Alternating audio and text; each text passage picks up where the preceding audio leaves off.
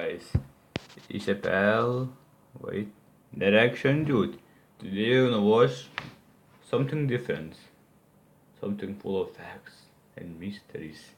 Well, we can at least say that. We're gonna watch 10 civilizations wiped out by nature. Let's get right to it. Nations wiped out by nature. Number 10. Tel Esar-Idie. Tell The us. Old Testament is full of stories in which God smites an entire population because he's angry or stubbed his toe or something. The most memorable of these tales is that of Sodom and Gomorrah, the two cities zapped off the face of the earth by God's wrath. And it turns out the true story may be just as crazy. More and more experts believe that these biblical twin cities are based on the real ancient Jordanian city of Tel Esar-Idie, a city that also met a fiery end in 700 BCE. Tel Esar-Idie was mostly built using bitumen slime as the mortar in its buildings. Bitumen slime is essentially tar, which, as the people of Tel Esar-Idie will tell you, is kind of flammable. No one knows how the fire started, but in 700 BCE, a city-wide blaze broke out and engulfed everything. As if an entire city burning to the ground wasn't intense enough, there are also sources that claim the bitumen slime didn't just burn, but actually exploded. They claim the explosion shot fireballs high up into the sky, which then came raining down on the people below. Whereas God in a That's grand scary. poor urban planning, I think we can Like all agree that volcanoes. having a hometown shoot fireballs at you is not a great way to go. Number 9.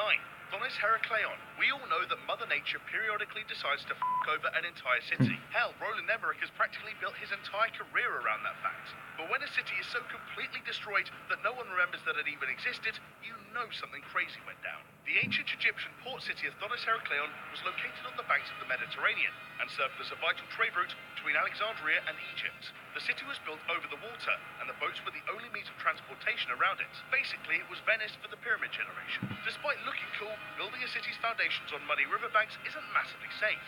A fact that became clear when an earthquake struck Thonis Heracleon in the 2nd century. The soft ground liquefied and swallowed up the buildings. The entire city drowned in the mud, and its people got the fun choice That of would be choking to scary. death on liquid clay Drowning or in the drowning in mud. the sea. This mental story was long thought too crazy to be true, and the city was believed to be a myth.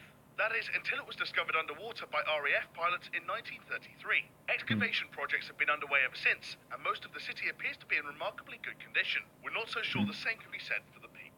Number 8. Ancient Antarctica. If a city-wide game of Really? stuck in the mud sounds like a boring death to you, just remember that the universe can also wipe you out in the blink of an eye. The theory first suggested by historian Graham Hancock claims that 13,000 years ago, there was a highly advanced civilization living in Antarctica. That suggestion alone is surprising, but Hancock's explanation as to why the Antarcticans aren't around anymore is downright nuts. The historian claims that the society was destroyed after a direct hit from an asteroid 12,800 years ago. Headbutting a meteorite didn't work out too well for the civilization. The entire society and its people were obliterated from the face of the earth. For a long time, this theory has been dismissed as crazy. After all, the guy suggesting it wrote books called The Mars Mystery and Magicians of the Gods. But the theory has recently gained more mainstream traction, with the University of Edinburgh confirming that much of the archaeological evidence that it's based on is accurate. If the theory is correct, that's not great news. Hancock warns that a similar asteroid will strike the Earth in 2030. Number 7. Indus Valley. The Indus Valley civilization was a mysterious Bronze Age tribe that lived in the Indus Valley between modern-day Pakistan and India. This remarkably advanced group from 3000 BCE managed to plan cities that provided all their citizens with access to water, as well as housing and reliable sanitation. On the other hand, they didn't have bacon-flavored toothpaste or a Snuggie. The savages. The civilization also managed to avoid war for its 2,000-year existence. So what could have brought an end to this oppressive society in 1600 BCE? Well, the Indus Valley had a monsoon climate and was used to heavy rainfall. A shift in the area's climate meant that, for 200 years, rainfall dramatically decreased, and the people could no longer draw water from the Lake Kotla Dahar. The climate change was enough to cause a drought and crop failure across the region. With no water and no food, the majority of citizens likely starved. Survivors quickly abandoned the valley and dispersed to other civilizations. Number 6. Moche. Most of us get frustrated if it rains for 2 days in a row. So imagine how you'd feel if it rained non-stop for 30 years. The Moche were an ancient Peruvian people living in South America between 100 and 700 CE. Toward the end of their existence, the tribe was struck by what scientists call a mega El Nino. You know, like the El Nino that drowned the edge of California in 2015, only mega. The event led to 3 straight decades of unrelenting rain on the Moche. Being hit by 10 biblical plagues worth of rain destroyed all the tribe's crops and led to severe flooding across the region. Amazingly, some people actually survived the onslaughts. And just as the remaining Moche people were probably wishing they'd never see water again, the rain miraculously stopped. For another 30 years, the region turned from a giant unlivable pond to a giant unlivable desert. The Mocha suddenly had to deal with a drought. The combination of this deadly natural double hit forced the few Mocha still standing to abandon their homes and join other societies. Number 5, Axumites. According to legend, Axum was the city deemed strong enough to guard the Ark of the Covenant. In reality, it was the city that got defeated by mud. The kingdom of Axum was a Christian territory in 9th century Ethiopia. Its capital city, Axum, was the center of its powerful empire. For a long time, experts were baffled about what caused the sudden collapse of the city in 980 CE. While historians imagined major wars or House of Cards-style schemes must have led to Axum's downfall, a team of scientists worked out the truth using something far sexier: soil analysis. Study of preserved soil from the end of the Axum era has uncovered the fact that Axumites severely overfarmed and deforested their land due to the need to feed all the people of their rapidly expanding empire. With no roots to bind the soil together, nature decided to reclaim the land in the most dramatic way possible. Landslides became an epidemic. Buildings collapsed and people were crushed by debris. Insecure land became so common that the city of Axum had to be abandoned in 980 CE. Or maybe they just opened the Ark of the Covenant and it all melted. Number 4, Helike. If your city's patron deity is Poseidon, god of earthquakes and the sea, you'd hope that the two things you'd be safe from were earthquakes and the sea. But it didn't work out that way for Helike, the ancient Greek city on the Peloponnesian Peninsula. In 373 BCE, a particularly powerful earthquake shook the entire region of northern Greece. There were warning signs that this earthquake would be a big one, with columns of fire bursting out from cracks in the ground and animals fleeing the area. But it wasn't the earthquake that finished the city, it was the tsunami that the earthquake caused. Waves from the Mediterranean Sea swept in and flooded Helike for hundreds of years. Creepily, the city remained visible to passing tourists for decades. The philosopher Eratosthenes reported traveling to the region 150 years after the flood and seeing the city almost intact under the water. Number 3, the Mayans. The only Mayan mystery most people want to talk about is their prediction that the world would end 5 years ago.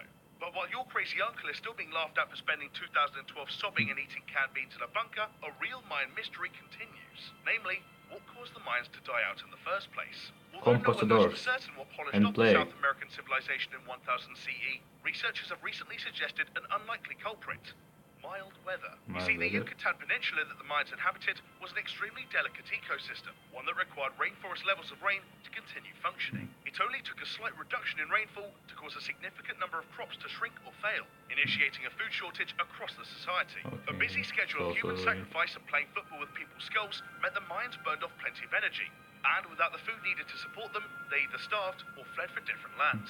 An attack of mild weather may not make a very good disaster movie, but there is something slightly amusing about a deadly warrior tribe being destroyed by a temperate climate. Number 2, Ubar. Some know this city as Ubar, others as Aram, others as Wabar. But by far the coolest name is picked up is the Atlantis of the Sands. Sorry Chicago, but that beats the Windy City every time. For centuries, Ubar was a lost city, a place that archaeologists were sure existed, but just couldn't find. Then, in 1992, NASA satellites discovered a network of ancient roads in Oman leading to a central location. It's believed that the city is buried under the desert there, a theory backed up by early excavations. How does a city end up sunken beneath the sands? Well, the city was built over a trove of underground water. In the middle of 7th century Oman, that was a valuable thing. The city grew wealthy by dredging up water from under its foundations and selling it to desperate travelers. As Ubar drew more and more water from under the sands, they undercut the ground beneath them. The floor grew so weak that, in the 7th century, it buckled entirely. The ground gave out, and the entire city disappeared into a giant sinkhole. Number 1, Santorini. Most cities can barely handle being hit with one natural disaster, so imagine the destruction caused when a city is hit by 3 in a row. In 1600 BCE, the ancient Minoan settlement of Santorini was shaken by an earthquake as strong as the one that devastated Haiti in 2010.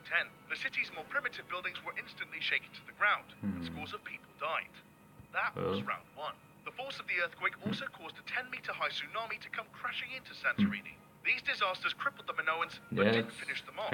Just as the Minoans started to dry out their socks and mutter, "At least things can't get any worse," things totally got worse. On an unknown date, the volcano Mount Thera erupted with a force 5 times greater than Krakatoa. This itself released more energy than 10,000 atomic bombs. The onslaught of ash, rock, and lava finally put the Minoans out of their misery. The tale of this great city's sudden bitch slap from nature so gripped the ancients that Santorini became the basis of the myth of Atlantis, which probably didn't come as any great consolation to the Minoans.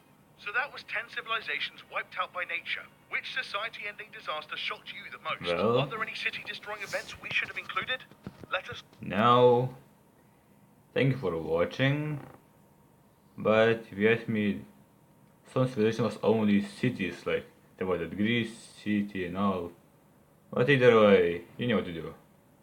Like, subscribe, show to your friends, and bye. Wait, bye.